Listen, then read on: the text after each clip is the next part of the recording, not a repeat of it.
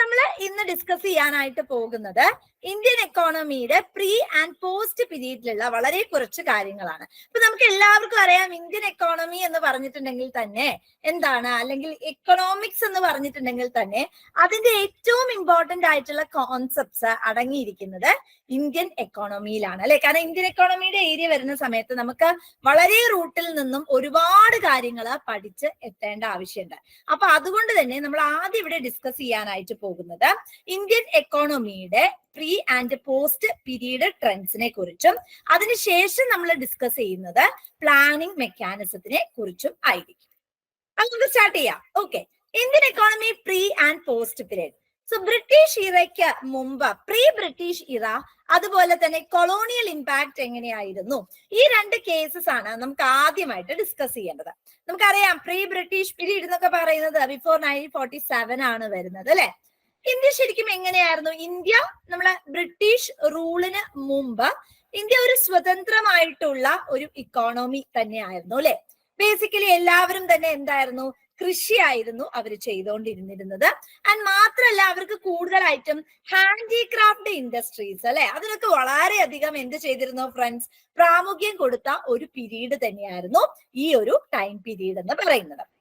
പലതരത്തിലുള്ള handicraft industries, just like cotton and silk textiles, metal, precious stone works, ഇതൊക്കെ ആയിരുന്നു അവരുടെ ബേസിക് ആയിട്ടുള്ള ഓക്യുപ്പേഷൻ എന്ന് പറയുന്നത്. അപ്പൊ ബ്രിട്ടീഷുകാർ കടന്നു വരുന്നത് എന്തിനു വേണ്ടിയിട്ടാണ്?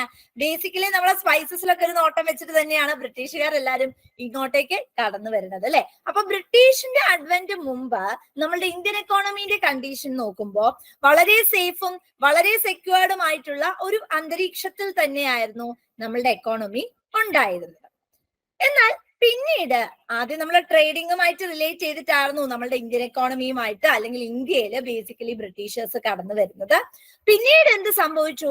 അവര് നമ്മളുടെ റിസോഴ്സസ് അവരുടെ റിസോഴ്സസ് ആക്കി മാറ്റുകയും അത് റാപ്പിഡ് ആയിട്ടുള്ള പ്രശ്നങ്ങളിലേക്ക് നയിക്കുകയും ചെയ്തു, അല്ലെ? ബ്രിട്ടീഷ് എക്കണോമിയുടെ പോളിസി എന്താ വെച്ചിട്ടുണ്ടെങ്കിൽ basically they were much more concerned about protection and promotion of the economic interest of Britain than with the development of Indian economy. അതായത് കൂടുതലായിട്ടും ഇവർ അതറൈസ് ചെയ്തത് എന്തിനു വേണ്ടിയിട്ടായിരുന്നു ഫ്രണ്ട്സ്? ഇന്ത്യൻ എക്കോണമീനെ ഡെവലപ്പ് ചെയ്യുക, അല്ലെങ്കിൽ ഇന്ത്യൻ എക്കോണമിയിൽ ധാരാളമായ റിസോഴ്സസ് ഉണ്ടാക്കുക, ഇതൊന്നും അല്ലായിരുന്നു അവരുടെ ലക്ഷ്യം, അല്ലെ? എന്തായിരുന്നു അവരുടെ ലക്ഷ്യം? അവർക്ക് ഒരൊറ്റ ലക്ഷ്യം ഉണ്ടായിരുന്നുള്ളൂ. എന്താണ്? ബ്രിട്ടീഷ് എക്കോണമി കുറച്ചുകൂടി ഒന്ന് നല്ല സ്ട്രോങ് ആക്കുക, അവരുടെ എക്കണോമിക് ഇൻട്രസ്റ്റ് പ്രൊട്ടക്ട് ചെയ്യുക, അവര് കൂടുതൽ റിച്ച് ആവുക, ഈ ഒരു കൺസേൺ മാത്രമായിരുന്നു ഈ ബ്രിട്ടീഷുകാരെ സംബന്ധിച്ചിടത്തോളം ഉണ്ടായിരുന്നത്. അപ്പൊ നമ്മുടെ ഇന്ത്യൻ എക്കോണമിന്റെ കണ്ടീഷൻ കുറച്ച് സേഫർ ആയിരുന്നു. കാരണം നമ്മളെ കയ്യിൽ എന്തുണ്ടായിരുന്നു ഫ്രണ്ട്സ്? നല്ല രീതിയിൽ റിസോഴ്സസ് ഉണ്ടായിരുന്നു, അല്ലെ? അപ്പൊ അതുകൊണ്ട് തന്നെ അതൊന്ന് സെക്യൂർഡ് ആക്കി വെക്കാൻ അവരെപ്പോഴും ട്രൈ ചെയ്യുകയും ചെയ്തിരുന്നു. പക്ഷെ പിന്നീട് എന്ത് സംഭവിച്ചു വെച്ചിട്ടുണ്ടെങ്കിൽ, ആദ്യം നമ്മൾ എന്ത് ചെയ്തു? ബ്രിട്ടീഷുകാർ, നമുക്കൊരു സ്വഭാവം ഉണ്ടല്ലേ, നമ്മളെല്ലാരും വന്നിട്ടുണ്ടെങ്കിൽ നമുക്കിത് ഓപ്പൺ മൈൻഡാണ്. അതുകൊണ്ട് എല്ലാരും വന്നാൽ നമ്മൾ എന്ത് ചെയ്യും? നമ്മൾ അവരെ വെൽക്കം ചെയ്യും. പക്ഷെ ഇവിടെ സംഭവിച്ച ഇഷ്യൂ എന്തായിരുന്നു? ഇതൊക്കെ നിങ്ങൾക്ക് അറിയുന്നതാ. ബ്രിട്ടീഷുകാർ കടന്നു വന്നു, ഓട്ടോമാറ്റിക്കലി എന്ത് സംഭവിച്ചു? നമ്മളുടെ ഇന്ത്യൻ എക്കോണമി എന്ന് പറയുന്നത് ബേസിക്കലി നമ്മള് ഫിനിഷ്ഡ് പ്രൊഡക്ട്സ് ഒക്കെ കൊടുക്കുക, മാനുഫാക്ചർ ചെയ്യുക, ഇതൊക്കെയായിരുന്നു നമ്മൾ കോൺസെൻട്രേറ്റ് ചെയ്തിരുന്നത്, അല്ലെ? മാത്രമല്ല കൃഷി ധാരാളം ഉണ്ടായിരുന്നു. ഈ കൃഷിയിൽ നിന്ന് കിട്ടുന്ന വരുമാനമൊക്കെ ബേസിക്കലി എന്തിനാ? നമ്മളുടെ ഇന്ത്യയിൽ തന്നെ അവർ യൂസ് ചെയ്യാൻ വേണ്ടിയിട്ട് തന്നെയായിരുന്നു ഉപയോഗിച്ചും ഉണ്ടായിരുന്നത്. പക്ഷെ പിന്നീട് അതാ നമ്മളെ ബ്രിട്ടീഷുകാർ വന്നു കഴിഞ്ഞു. അപ്പൊ ബ്രിട്ടീഷ് വന്നപ്പോ എന്ത് സംഭവിച്ചു? അവര് കൂടുതലായിട്ടും നമ്മളുടെ റിസോഴ്സസ് കണ്ട്, നമ്മളുടെ പൊട്ടൻഷ്യാലിറ്റി കണ്ടിട്ടാണ് ഈ ബ്രിട്ടീഷേഴ്സ് ഇങ്ങോട്ട് വരുന്നത്, അല്ലെ? അല്ലെ ഫ്രണ്ട്സ്? യെസ്. അപ്പൊ എന്ത് സംഭവിച്ചു? അവർ കൂടുതലും നമ്മുടെ രാജ്യത്തിനെ ചൂഷണം ചെയ്യാനായിട്ട് തുടങ്ങി. അപ്പൊ ചൂഷണം ചെയ്തപ്പോ എന്ത് സംഭവിച്ചു? നമ്മുടെ രാജ്യത്ത്, അല്ലെങ്കിൽ Indian economy just raw materials supply ചെയ്യുക, ബ്രിട്ടീഷുകാർക്ക് റോ മെറ്റീരിയൽസ് സപ്ലൈ ചെയ്യുക എന്നുള്ളൊരു കൺസേൺ മാത്രമായി അവർക്ക്. അല്ലാതെ എന്തില്ല, പ്രൊഡക്ട്സ് പ്രൊഡ്യൂസ് ചെയ്യുക, വിൽക്കുക, അതുവഴി ഇൻകം ഗെയിൻ ചെയ്യുക, ഇതൊന്നും ആർക്ക് സംബന്ധിച്ചില്ല? ഇന്ത്യൻ എക്കോണമിക്ക് സംഭവിച്ചില്ല. മൊത്തം എന്താ ചെയ്യണേ? റോ മെറ്റീരിയൽസ് പ്രൊവൈഡ് ചെയ്യുക, ആ റോ മെറ്റീരിയൽസിൽ നിന്നും പ്രൊഡ്യൂസ് ചെയ്തിട്ട് ഗുഡ്സ് മാനുഫാക്ചർ ചെയ്യുന്നത് ആരാണ്? ബ്രിട്ടീഷുകാരാ. എന്താ റോ മെറ്റീരിയൽസ് എന്ന് പറഞ്ഞിട്ടുണ്ടെങ്കിൽ? What is raw material? പറഞ്ഞോളൂ, എന്താ റോ മെറ്റീരിയൽസ് എന്ന് പറഞ്ഞാൽ? റോ മെറ്റീരിയൽസ് എന്താന്ന് അറിയാത്തവരുണ്ടാവും. What is raw materials? എന്താണ് റോ മെറ്റീരിയൽ? റോ മെറ്റീരിയൽ എന്ന് പറഞ്ഞിട്ടുണ്ടെങ്കിൽ ഒരു കമോഡിറ്റി പ്രൊഡ്യൂസ് ചെയ്യാൻ വേണ്ടിയിട്ട് നമ്മൾ ഉപയോഗിക്കുന്ന വസ്തുക്കളെയാണ് റോ മെറ്റീരിയൽസ് എന്ന് പറയുന്നത്. ഫോർ എക്സാമ്പിൾ ഈ പെന്ന് പ്രൊഡ്യൂസ് ചെയ്യാൻ നമുക്ക് ലേബറേഴ്സ് വേണം, ക്യാപിറ്റൽ വേണം, യെസ്, ബേസിക് ഫാക്ടേഴ്സ് വേണം അല്ലെ? അതിനെയാണ് എന്താ പറയുന്നത്? Very good Neethu, raw materials എന്ന് പറയുന്നത്. ചിലപ്പോൾ ചിലവർക്ക് അറിയുണ്ടാവില്ല, അതുകൊണ്ട് ടീച്ചർ ഒന്നും കൂടെ എക്സ്പ്ലെയിൻ ചെയ്ത് തന്നത്. ഇനി ബ്രിട്ടീഷുകാരുടെ സമയത്തിന്റെ കീഴിൽ നമുക്ക് ബേസിക്കലി നമ്മളുടെ ഇന്ത്യൻ എക്കോണമിയിൽ യാതൊരു തരത്തിലും നമ്മളുടെ പെർ ക്യാപിറ്റ ഇൻകോ, നാഷണൽ ഇൻകോ എസ്റ്റിമേറ്റ് ചെയ്യാനായിട്ട് വഴികൾ ഉണ്ടായിരുന്നില്ല. എന്താ നാഷണൽ ഇൻകം? നാഷണൽ ഇൻകം പറഞ്ഞ ഒരു രാജ്യത്തിൽ ഉണ്ടാവുന്ന ടോട്ടൽ ഇൻകത്തിനെയാണ് നാഷണൽ ഇൻകം, ദേശീയ വരുമാനം എന്ന് പറയുന്നത്. ഇപ്പൊ എത്രയാണ് നമ്മളുടെ പോപ്പുലേഷൻ? ഇതൊക്കെ പഠിക്കണം കേട്ടോ. അത്രയും നമ്മളുടെ population according to 2011 census, 2011 census പ്രകാരം നമ്മുടെ പോപ്പുലേഷൻ എത്രയാണ്? 121 crore ആണ് കേട്ടോ. ഇപ്പൊ ചേഞ്ച് വന്നിട്ടുണ്ട്, നമ്മൾ ചൈനേനെ ഓവർടേക്ക് ഒക്കെ ചെയ്തിട്ടുണ്ട്. നിങ്ങൾ ഈ ഞാൻ പറയുന്ന എക്സ്ട്രാ ഫിഗേഴ്സ് 121 ഇപ്പത്തെ എസ്റ്റിമേറ്റ് വന്നിട്ടില്ല, ഇനി വരാനിരിക്കുന്നതേ ഉള്ളൂ. ഓക്കെ, അപ്പൊ അതൊന്ന് ഞാൻ പറയുന്ന എക്സ്ട്രാ നോട്ട്സും ഒന്ന് നിങ്ങൾ എഴുതി വെക്കാം. ഇനി per capita income. Per capita income എന്ന് പറഞ്ഞാൽ പ്രതിശീർഷ വരുമാനം. പ്രതിശീർഷ വരുമാനം. ഇപ്പൊ നിങ്ങൾ ജോലിക്കൊക്കെ കയറി കഴിഞ്ഞിട്ടുണ്ടെങ്കിൽ നിങ്ങൾക്ക് ഓരോരുത്തർക്കും ഇൻകം കിട്ടി തുടങ്ങും അല്ലെ? അതിനെയാണ് പെർ ക്യാപിറ്റ ഇൻകം എന്ന് പറയുന്നത്. പെർ ക്യാപിറ്റ ഇൻകം എങ്ങനെയാ ഫ്രണ്ട്സ് നമ്മൾ ഗെയിൻ ചെയ്യണത്? പെർ ക്യാപിറ്റ ഇൻകം നമുക്ക് കിട്ടുന്നത് national income divided by population. Per capita income എങ്ങനെയാണ് നമ്മൾ ഡിറൈവ് ചെയ്യുന്നത്? National income divided by population. ഇങ്ങനെയാണ് നമ്മൾ എന്ത് ഡിറൈവ് ചെയ്യുന്നത്? പെർ ക്യാപിറ്റ ഇൻകം എന്ന് പറയുന്നത്, പ്രതിശീർഷ വരുമാനം എന്ന് പറയുന്നത് ഡിറ്റർമൈൻ ചെയ്യുന്നത്. അപ്പൊ നമുക്ക് എന്തുണ്ടായിരുന്നില്ല? ഒരു കോമൺ ആയിട്ട് നമ്മുടെ രാജ്യത്ത് എത്രയാണ് നാഷണൽ ഇൻകം, എത്രയാണ് പെർ ക്യാപിറ്റ ഇൻകം, ഇതൊന്നും കണ്ടുപിടിക്കാൻ ബ്രിട്ടീഷുകാർ സമ്മതിച്ചില്ല. എന്തുകൊണ്ടാണ് സംഭവിക്കാതിരുന്നത്? കാരണം അവർക്കറിയാം നമ്മളുടെ എക്കോണമി റിസോഴ്സ്ഫുൾ ആണ്. അപ്പൊ നമുക്ക് തന്നെ തോന്നൂലേ, അയ്യോ ഞങ്ങൾക്ക് ഇത്രയും ഇൻകം ജനറേറ്റ് ചെയ്ത് ഞങ്ങൾക്ക് ഇത്രയും ഇൻകം ഉണ്ട്, പക്ഷെ എന്താ അവിടെ സ്വാപ്പീവ് ആയിട്ടുള്ള മെഷേഴ്സ് ഒന്നും നടക്കുന്നില്ലെങ്കിൽ ദാറ്റ് ക്രിയേറ്റ്സ് പ്രോബ്ലംസ് അല്ലെ? അപ്പൊ അത് നമ്മൾ ബോധവാന്മാരാക്കരുത്. ഇപ്പൊ നിങ്ങൾക്ക് എല്ലാവർക്കും എന്തുണ്ട്? കഴിവുണ്ട് അല്ലെ? ഞങ്ങൾ എന്ത് പറയും? നിങ്ങളുടെ കഴിവിനെ പുറത്തേക്ക് കൊണ്ടുവരാൻ വേണ്ടിയിട്ടാണ് ഞങ്ങൾ ഇവിടുന്ന് ബിഗ് ലേണിംഗ് പറഞ്ഞുകൊണ്ടിരിക്കുന്നത് അല്ലെ? യെസ്. അപ്പൊ ഞങ്ങൾ നിങ്ങളോട് പറയും നിങ്ങൾക്ക് ഒരു കഴിവില്ല എന്ന് പറഞ്ഞുകൊണ്ടിരുന്നാൽ നിങ്ങൾ ആരെയും പഠിക്കാൻ പറ്റുമോ? പറ്റില്ല അല്ലെ? അപ്പൊ എന്താ ഞങ്ങൾ ഇവിടെ നിങ്ങളോട് എന്താ പറയണേ? നിങ്ങളെ കൊണ്ട് പറ്റും, പറ്റാത്തതായ ഒന്നുമില്ല, നിങ്ങളെ കൊണ്ട് പറ്റൂലേ, എക്സാം ക്രാക്ക് ചെയ്യാൻ പറ്റൂലേ എന്നല്ലേ ഞങ്ങൾ പറയാറുള്ളത്? ആണല്ലേ? അപ്പൊ അതുപോലെ നമുക്ക് നമ്മളുടെ national income per capita income ഒക്കെ മനസ്സിലായി കഴിഞ്ഞാൽ നമുക്ക് മനസ്സിലാവും ഞങ്ങൾ സ്ട്രോങ് ആണ്, ഞങ്ങൾ സ്ട്രെങ്തിയസ്റ്റ് ആണ്, അപ്പൊ ഞങ്ങളെ തകർക്കാൻ ആർക്കും പറ്റില്ല. നമുക്ക് തന്നെ ബോധ്യപ്പെട്ട എന്ത് പറ്റും? പ്രശ്നങ്ങൾ അവിടെ വരാനുള്ള സാധ്യതയുണ്ട് എന്ന് തിരിച്ചറിഞ്ഞ ബ്രിട്ടീഷുകാര് എന്ത് ചെയ്തു? ഒരു അറ്റംപ്റ്റും ഇത് ഡെലിവർ ചെയ്യാൻ ഉണ്ടാക്കിയില്ല. അപ്പൊ ഇതിൽ ഒരുപാട് എസ്റ്റിമേറ്റേഴ്സ്, ഒരുപാട് കാര്യങ്ങൾ പോസ്റ്റ്ലേറ്റ് ചെയ്ത വ്യക്തികളുണ്ട് നമ്മുടെ നാഷണൽ ഇൻകത്തിനെ ഒക്കെ പറ്റിയിട്ട്. അതിലെ ഫസ്റ്റ് വൺ ആണ് ദാദാഭായ് നെഹ്റോജി. അദ്ദേഹത്തിന്റെ വളരെ ഇമ്പോർട്ടന്റ് ആയിട്ടുള്ള ബുക്കാണ് poverty and unbritish rule in India. അദ്ദേഹത്തെ കൂടാതെ William Digby, Findlay Shirras, V K R V. Rao ആണ് ശരിക്കും ഏറ്റവും ഇമ്പോർട്ടന്റ് ആയിട്ടുള്ള വ്യക്തിയായിട്ട് നമ്മൾ കൺസിഡർ ചെയ്യുന്നത്. അതുപോലെ തന്നെ R.C. ദേശായി. അപ്പൊ ഓർക്കുക, നമ്മൾ എന്തായിരുന്നു പറഞ്ഞിരുന്നത്, പഠിച്ചിരുന്നത്? ഇതിന് MCQs എങ്ങനെയാണ്? ഒന്ന്, ബേസിക്കലി ബ്രിട്ടീഷുകാർ ഇന്ത്യയിലേക്ക് കടന്നു വരുന്നതിന് മുമ്പ് ഇന്ത്യൻ എക്കോണമി കോൺസെൻട്രേറ്റ് ചെയ്തത് എന്തിലായിരുന്നു? ഹാൻഡിക്രാഫ്റ്റ് പ്രൊഡക്ട്സിലായിരുന്നു ഇന്ത്യൻ എക്കോണമി കൂടുതലും കോൺസെൻട്രേറ്റ് ചെയ്തത്. ബ്രിട്ടീഷുകാർ വന്നതിന് ശേഷം ഇന്ത്യൻ എക്കോണമിയിൽ എന്ത് സംഭവിച്ചു?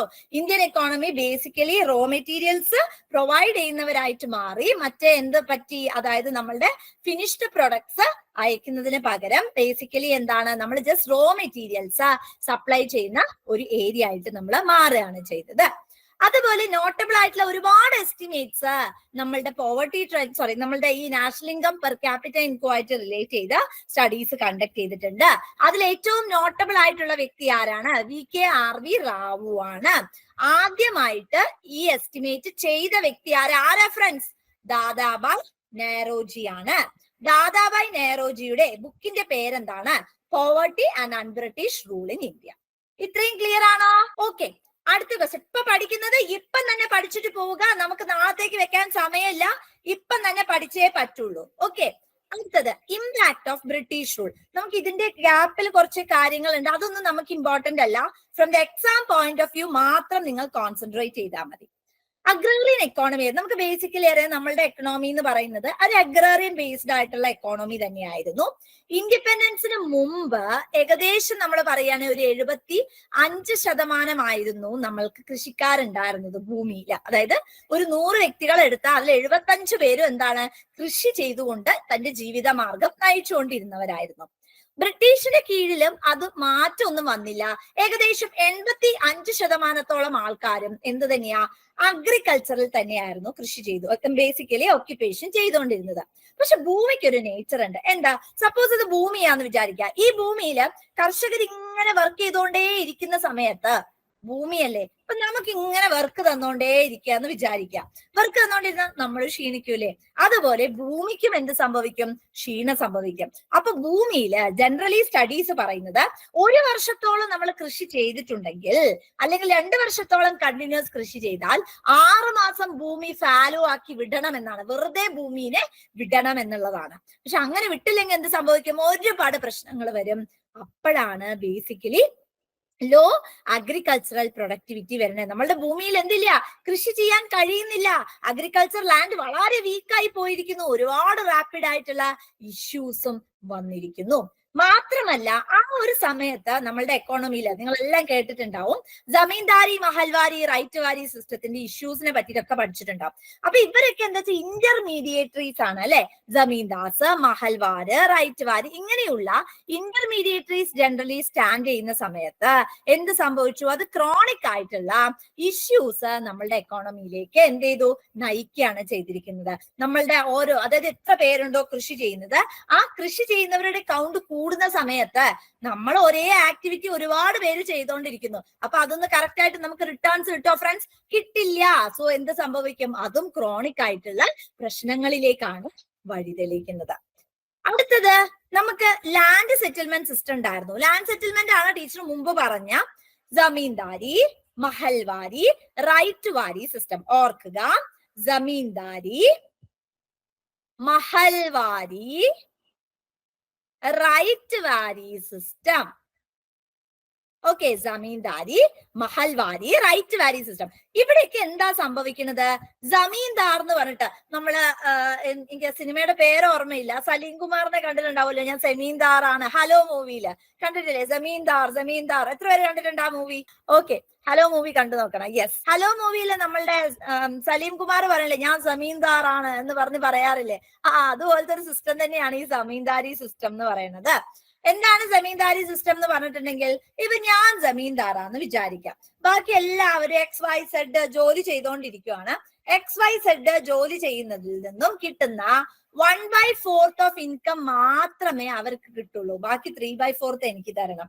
അതായത് ഒരു 400 പ്രൊഡക്ട്സ് പ്രൊഡ്യൂസ് ചെയ്തിട്ടുണ്ട് എങ്കിൽ അതിൽ 300 എണ്ണം എനിക്ക് തരണം. 100 മാത്രമേ അവർക്ക് എടുക്കാനായിട്ട് പറ്റുള്ളൂ. അതാണ് ജമീന്ദാരി സിസ്റ്റം എന്ന് പറയുന്നത്. വളരെ പ്രശ്നകരമായിട്ടുള്ള ഒരു പ്രശ്നമല്ലേ? കാരണം എന്താ വെച്ചാൽ കൃഷി ചെയ്യുന്നത് അവര്, എനിക്കാണ് അതിന്റെ ഗുണം കിട്ടുന്നത്. സോ അത് വളരെ പ്രോബ്ലമാറ്റിക് സിറ്റുവേഷൻ ആയിരുന്നു. മഹൽവാരി സിസ്റ്റം ഉണ്ട്. മഹൽവാരി സിസ്റ്റം പറഞ്ഞിട്ടുണ്ടെങ്കിൽ ഇവിടെ ജമീന്ദാർ എന്ന് പറയുമെങ്കിൽ അവിടെ നമ്മൾ വിളിക്കുന്നത് മഹൽസ് എന്നാണ്. ഓർക്കുക, എന്താണ് മഹൽസ്? ജമീന്ദാരി സിസ്റ്റത്തിന്റെ കീഴിൽ വരുന്നത് ജമീന്ദാരീസ്, മഹൽവാരി സിസ്റ്റത്തിന്റെ കീഴിൽ വരുന്ന മഹൽസ്. ബാക്കി റൈറ്റ് വാരിക്ക് അങ്ങനെ പ്രത്യേകിച്ചൊന്നുമില്ല. റൈറ്റ് വാരി സിസ്റ്റത്തിന്റെ കീഴിൽ എന്താ വെച്ചിട്ടുണ്ടെങ്കിൽ നിങ്ങൾക്ക് ഇന്റർമീഡിയേറ്ററി ഒന്നും ഇല്ല. ആർക്കാണോ പേയ്മെന്റ്, സപ്പോസ് ഇപ്പൊ ബ്രിട്ടീഷ് ഗവൺമെന്റിനാണ് പേയ്മെന്റ് നടത്തുമെങ്കിൽ you can directly pay the tax. There will be no particular levels of intermediaries. അപ്പൊ ഈ 3 സിസ്റ്റം കൂടെ വന്നപ്പം, അല്ലെങ്കിൽ കൃഷിന്ന് എന്താണ് കിട്ടുന്നത് കുറവാ. അപ്പൊ കിട്ടുന്നത് കുറവായതുകൊണ്ട് തന്നെ വീണ്ടും ഞങ്ങൾ വർക്ക് ചെയ്യാ, ഈ ഇന്റർമീഡിയറ്ററീസിന് എല്ലാം എമൗണ്ട് കൊടുക്കണം. ഹെക്ടിക് ആണ് അല്ലെ? യെസ്. അപ്പൊ എന്താണ്, നമ്മളുടെ അഗ്രികൾച്ചറൽ മേഖലയിലേക്ക് കടന്നു വരുന്നവരുടെ എണ്ണം വളരെ കുറയാനായി തുടങ്ങി. മാത്രമല്ല അഗ്രികൾച്ചർ പ്രൊഡക്ടിവിറ്റിയും കുറഞ്ഞു, എഫിഷ്യൻസിയും കുറഞ്ഞു. അപ്പൊ അത് ഒരുപാട് തരത്തിലുള്ള പ്രശ്നങ്ങളിലേക്കും പോകാനായിട്ട് ലീഡ് ചെയ്തു. അതിനുശേഷം കണ്ട ഒരു ടെൻഡൻസി ആയിരുന്നു കൊമേഴ്ഷ്യലൈസേഷൻ ഓഫ് അഗ്രികൾച്ചർ. പണ്ട് നമ്മളിപ്പോ പാലക്കാട് റീജിയൻസിലൊക്കെ പോയിട്ടുണ്ടെങ്കിൽ നിങ്ങൾക്ക് കാണാനായിട്ട് സാധിക്കും, ഒരു എന്താ പറയുക, അവര് നല്ല ഒരു പാട്ടൊക്കെ പാടി നല്ല ആർത്ത് ഉല്ലസിച്ചാണ് അവിടെ കൃഷി ചെയ്യുന്നത്. അപ്പൊ അവിടെ ഒരിക്കലും എന്തല്ല, കൊമേഴ്ഷ്യൽ ആസ്പെക്ട് അല്ല കടന്നു വരുന്നത്, ഒരു ഫ്രണ്ട്ലി ആറ്റിറ്റ്യൂഡാ വരുന്നത് അല്ലെ. ശരിക്കും എന്താണ്, നമ്മളുടെ പണ്ടത്തെ കൃഷി മേഖലയിലേക്ക് നമുക്ക് പോയാലും ഇതേ പാറ്റേൺ തന്നെയായിരുന്നു. അവര് ഭൂമിയിൽ കൃഷി ചെയ്യും, അതിന്റെ ഇൻകം അവരെടുക്കും, അല്ലെങ്കിൽ അതിൽ നിന്നും കിട്ടുന്നതാണ് അവർ കൺസ്യൂം ചെയ്ത് ഉപയോഗിച്ചുകൊണ്ട് ഇരുന്നിരുന്നത്. പക്ഷെ പിന്നീട് എന്ത് സംഭവിച്ചു, കൃഷി എന്നുള്ള മേഖലയില് ഈ ബ്രിട്ടീഷുകാർ ശരിക്ക് വന്നതോടു കൂടിയാണ് അത് അങ്ങനെ ഒരു ടെൻഡൻസി വളർന്നത്. കൊമേഴ്ഷ്യൽ അപ്രോച്ചിലേക്ക് മാറി. അതായത് പ്രൊഡ്യൂസ് ചെയ്യും, പിന്നീട് അത് കയറ്റുമതിയിലേക്കും വലിയ വലിയ പ്രൊഡക്ട്സ് ആയി കൺവേർട്ട് ചെയ്യാനും ഇൻഡസ്ട്രി ഒക്കെ കടന്നു വന്നു അല്ലെ. അപ്പൊ അങ്ങനെയൊക്കെ വന്നതിന് ശേഷം എന്ത് സംഭവിച്ചു, വളരെ വലിയ രീതിയിലുള്ള റാപ്പിഡ് ആയിട്ടുള്ള മാറ്റങ്ങളിലേക്ക് അത് നയിച്ചു. Partition of the country, a sizable portion of undivided country, basically irrigated fertile land, ഇതൊക്കെ പാകിസ്ഥാനിലേക്ക് പോയി. നമുക്കറിയാം നമ്മളുടെ രാജ്യം രണ്ടായി വിഭജിച്ചപ്പോ നമ്മൾക്ക് പണ്ടൊരു യുണൈറ്റഡ് ആയിട്ടായിരുന്നു നമുക്ക് ഉണ്ടായിരുന്നത്. അതുകൊണ്ട് തന്നെ നല്ല ഭൂമിയും നല്ല കൃഷി മേഖലയും ഒക്കെ നമ്മളെ കയ്യിൽ ഉണ്ടായിരുന്നു. പക്ഷെ പിന്നീട് എന്ത് സംഭവിച്ചു, ഇത് ഡിവൈഡ് ചെയ്ത സമയത്ത് നമ്മളുടെ ഒരുപാട് നല്ല ഭൂമികളും ഒരുപാട് നല്ല നല്ല കാര്യങ്ങളും പാകിസ്ഥാന്റെ കയ്യിൽ ആയിപ്പെട്ടു. അതോടുകൂടി നമ്മുടെ കൃഷി മേഖലയ്ക്കും എന്ത് സംഭവിച്ചു, ഒരു ഡിക്ലൈനിങ് സംഭവിക്കുകയാണ് ചെയ്തത്. അപ്പൊ ഇതുവരെ എന്തൊക്കെയാ നമ്മൾ പഠിച്ചത്? ആദ്യത്തത് ഇന്ത്യ ബേസിക്കലി എന്തായിരുന്നു, ആദ്യത്തത് ഹാൻഡിക്രാഫ്റ്റ് ഇൻഡസ്ട്രീസ് ആയിരുന്നു ബേസിക്കലി കോൺസെൻട്രേറ്റ് ചെയ്തിരുന്നത്. അതിനുശേഷം ഇത് എന്തായി മാറി, ഇന്ത്യൻ എക്കോണമി ഒരു സപ്ലയർ ഓഫ് റോ മെറ്റീരിയൽസ് ആയിട്ട് വളർന്നു വന്നു. നാഷണൽ ഇൻകം പെർ ക്യാപിറ്റ ഇൻകത്തെ കുറിച്ച് ബേസിക്കലി യാതൊരു എസ്റ്റിമേറ്റ്സും അവൈലബിൾ അല്ലായിരുന്നു. ഇതിനെക്കുറിച്ച് ആദ്യമായി എസ്റ്റിമേറ്റ് നടത്തിയത് ദാദാഭായ് നെഹ്റുജി. ബുക്കിന്റെ പേര് poverty and unbritish rule in India. പിന്നീട് ഒരുപാട് പേര് സ്റ്റഡീസ് നടത്തിയെങ്കിലും അടുത്ത ഇമ്പോർട്ടന്റ് ആയിട്ടുള്ള വ്യക്തി, അതായത് നാഷണൽ ഇൻകം എസ്റ്റിമേഷനുമായി റിലേറ്റ് ചെയ്യുന്ന ഏറ്റവും ഇമ്പോർട്ടന്റ് ആയിട്ടുള്ള വ്യക്തി VKRV റാവു ആണ്. നമ്മുടെ എക്കോണമി ബേസിക്കലി ഒരു അഗ്രേറിയൻ എക്കോണമി ആയിരുന്നു. ഏകദേശം 75 to 85% ആൾക്കാരായിരുന്നു കൃഷി മേഖലയിലുള്ളത്. ഇന്ന് 60% ആൾക്കാരാണുള്ളത്. അതുപോലെ തന്നെ ജമീന്ദാരി, മഹൽവാരി, റൈറ്റ് വാരി, ഈ സിസ്റ്റംസ് എല്ലാമാണ് നമ്മളുടെ അഗ്രികൾച്ചറൽ മേഖലയെ തകർച്ചയിലേക്ക് കൊണ്ടുപോയത്. ഇന്ന് കൂടുതലായിട്ടും നമുക്കൊരു കൊമേഴ്ഷ്യലൈസേഷൻ ആണ് ഇവിടെ നമ്മുടെ അഗ്രികൾച്ചറൽ മേഖലയിൽ കാണാനായിട്ട് സാധിച്ചത്.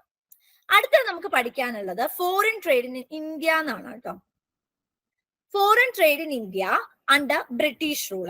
ശരിക്കും നമുക്ക് ട്രേഡ് വഴി, എന്താ ട്രേഡ് എന്ന് പറഞ്ഞാൽ എന്താ, what do you mean by trade? എന്താണ് ട്രേഡ് എന്ന് പറഞ്ഞാൽ? യെസ്, നിങ്ങൾക്ക് അറിയാം ഫ്രണ്ട്സ്, ട്രേഡിനെ നമുക്ക് രണ്ടായിട്ട് പറയാം. ട്രേഡ് എന്ന് പറഞ്ഞാൽ എന്താണ്? എക്സ്പോർട്ട്, ഇമ്പോർട്ട് അല്ലെ, കയറ്റുമതി, ഇറക്കുമതി. ഇതിനെയാണ് നമ്മൾ ബേസിക്കലി എന്തായി പറയുന്നത്, ട്രേഡ് എന്നുള്ളത് കൊണ്ട് പറയുന്നത്.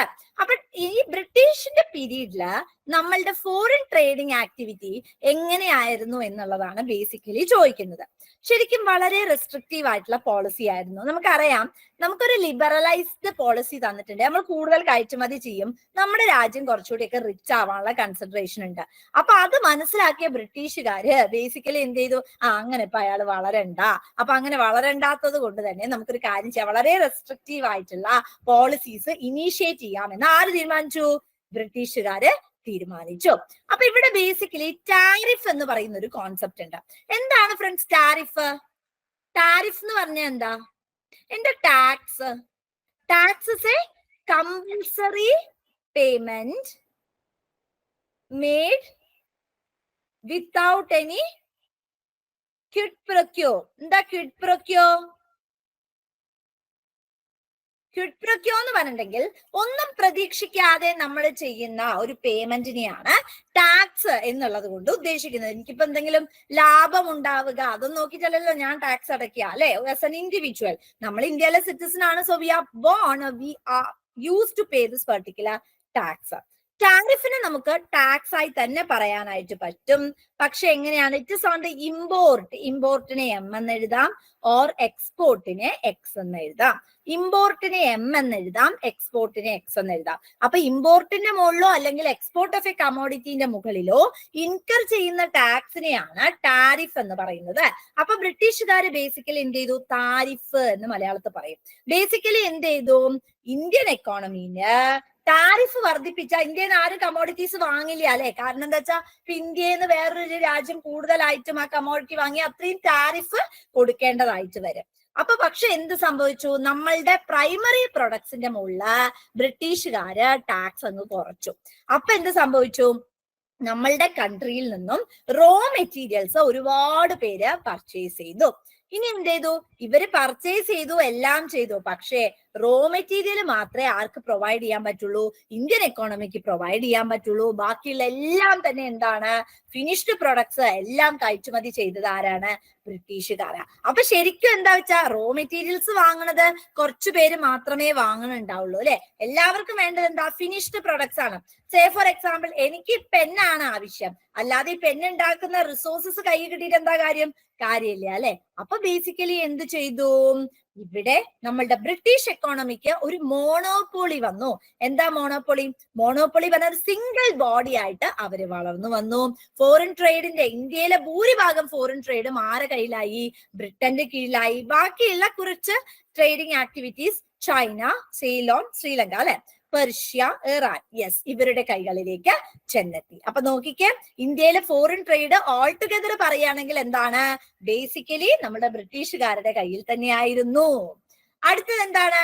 Opening of Zeus canal. അവിടെ എന്താ? സൂയിസ് കനാലിന്റെ ആ ഒരു ഫംഗ്ഷനും കൂടെ സ്റ്റാർട്ട് ചെയ്തതോടുകൂടി കംപ്ലീറ്റഡ്. കാരണം ഇന്ത്യക്ക് സ്വന്തമായിട്ട് ഒന്നും ചെയ്യാൻ പറ്റാത്ത അവസ്ഥയായി. They were fully under the control of British economy.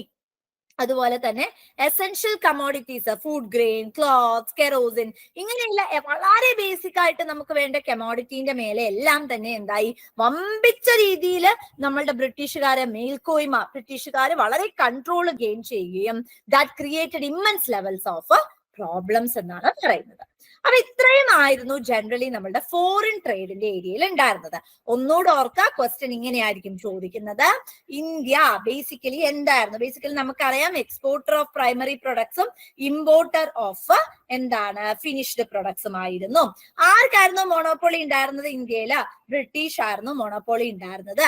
അവരെ കൂടാതെ ഏതൊക്കെയായിരുന്നു ഉണ്ടായിരുന്നത്? ഏതൊക്കെ രാജ്യങ്ങൾ ഉണ്ടായിരുന്നു? ചൈന, സെയിലോൺ, പേർഷ്യ, ഇവരായിരുന്നു ഉണ്ടായിരുന്നത്. ഇവർ ഉപയോഗിച്ച ഇൻസ്ട്രുമെന്റ്സ് ഏതൊക്കെയായിരുന്നു? ടാരിഫ് ആണ് ഉപയോഗിച്ചിരുന്നത്. ബേസിക്കലി നമ്മളുടെ ഈ ഒരു എക്സ്പോർട്ട് ഇമ്പോർട്ട് ആക്ടിവിറ്റീനെ നമുക്ക് ശരിക്കും എങ്ങനെയായിരുന്നു അതിന്റെ കംപ്ലീറ്റ് ട്രെൻഡിലേക്ക് വന്നത്? സൂയിസ് കനാല് ഓപ്പൺ ചെയ്തതോട് കൂടിയാണ്. ഏതൊക്കെ കമോഡിറ്റീസിലായിരുന്നു അക്യൂട്ട് സ്കാർസിറ്റി ഫേസ് ചെയ്തത്? ഫുഡ് ഗ്രെയിൻസ്, ക്ലോത്ത്സ്, കെറോസിൻസിന്റെ ഏരിയയിലായിരുന്നു അക്യൂട്ട് ആയിട്ടുള്ള സ്കാർസിറ്റി ഫേസ് ചെയ്തിരുന്നത്.